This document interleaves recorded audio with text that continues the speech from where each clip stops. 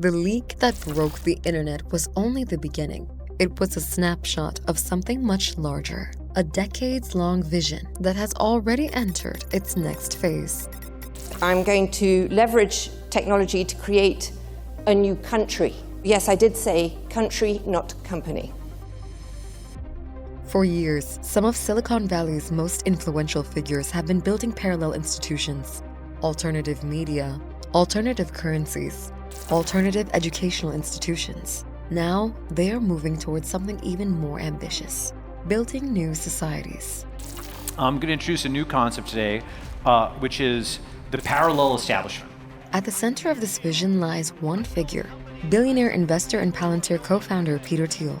The people and companies he founded, funded, or influenced are part of a much wider ecosystem, connecting some of the most powerful forces shaping our world. Then, one leak offered the first glimpse into that network. In mid-June 2026, a coding error exposed the membership directory of one of Silicon Valley's most exclusive gatherings, Dialogue. Leaked by a Swiss activist and later verified by Wired, it revealed the inner workings of a network that had remained hidden since 2006. According to the leak, members were scheduled to attend a 2-day retreat in Dublin focused on AI, geopolitics, and modern warfare. Billionaire investors, AI founders and executives, government officials, military commanders, defense and data executives. At first glance, there's no obvious connection between the individuals involved. The real clues aren't in the names, but rather in the people who brought them together. Thiel himself offered one of the clearest windows into the group's worldview. In a foreword he wrote in 2020 for a book called The Sovereign Individual, part manifesto, part strategic playbook. The book has been described by critics as a survival guide for the 21st century tech billionaire. The book argues that as the world moves from the industrial age into the information age, nation-states will weaken as those who command technology, capital, and information increasingly shape the future. The authors call this transition megapolitics, the belief that technological, economic, and demographic forces reshape the balance of power more profoundly than governments ever can.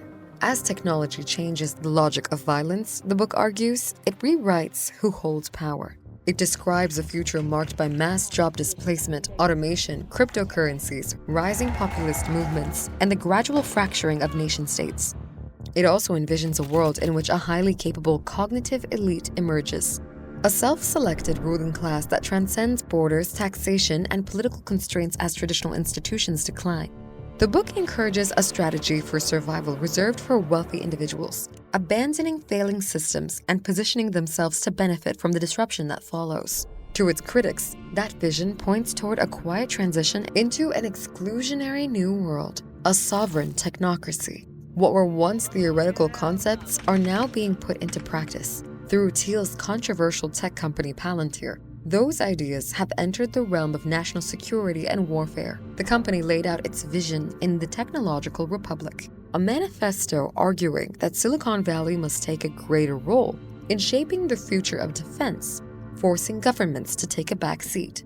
For years, Thiel has argued that technology could offer alternatives to traditional systems of government, an idea that now sits at the center of debates around governance and decentralization. The logic is simple. If existing institutions can be bypassed by technology, why not build entirely new ones? And he would not be the first to suggest a specific way to implement the idea. And an entire 45% of the planet that has basically no rules. Alternative cities, the first physical experiments as part of a much larger vision. Network states. The concept imagines communities that begin as digital networks, attract members and capital, acquire physical territory, and eventually establish their own systems of governance beyond the traditional nation-state. Innovative political systems could serve humanity better than governments do today. We're creating this future because governments profoundly affect our lives, and improving them would unlock enormous human potential. It's an opportunity to show the world that what we're building is actually going to be very useful in the future.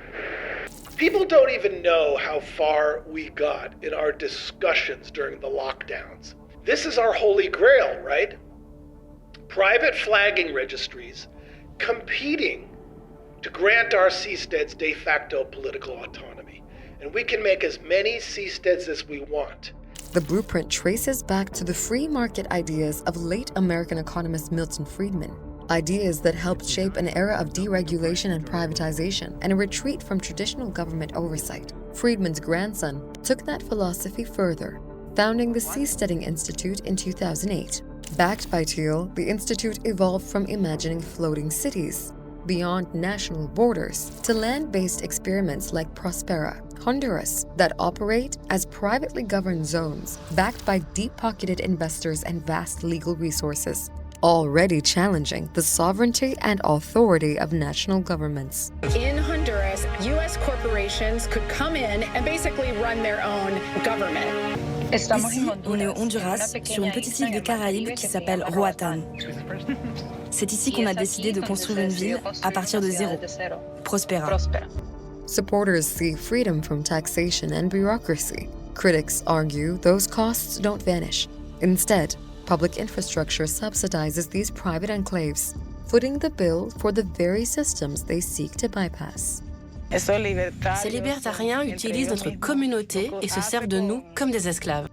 It's no secret that Thiel's influence extends far beyond venture capital, but the dialogue leak exposed a hidden layer of his network to public view. The leak exposed the group's formal membership structure, annual invitation-only retreats, internal rankings based on wealth, status, and perceived influence, and even a members-only dating app. Collectively, they place the network at the intersection of an emerging global power structure, spanning across institutions and industries, one that transcends multiple borders. Many of the group's members have already used their influence to reshape institutions in pursuit of their own ideas.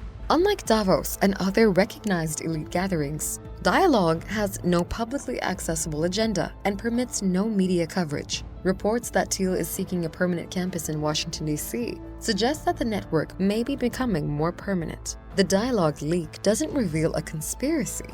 It reveals something arguably more consequential: the power of proximity.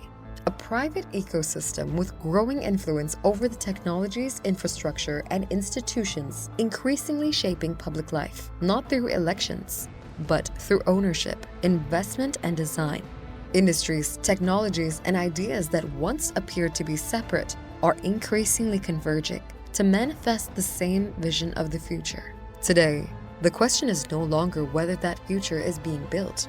It's who it is ultimately being built for, and who it is designed to leave behind.